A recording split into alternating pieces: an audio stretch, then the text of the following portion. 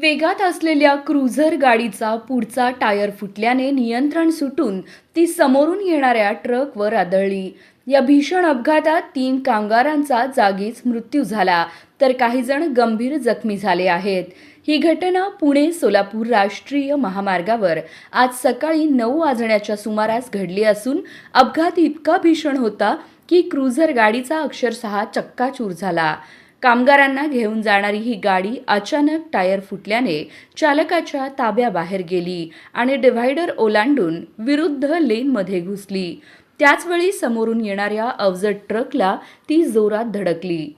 प्रमोद बाळासो खवळे वय 28 राहणार मदनवाडी तालुका इंदापूर, शशांक कोटिया वय 32 गौतम नगर गिरड ग्वालियर मध्य प्रदेश आणि विजयसिंह राजपूत वय 35 त्रिलोकनगर मध्य प्रदेश अशी अपघातामध्ये मृत्यू झालेल्यांची नावे आहेत.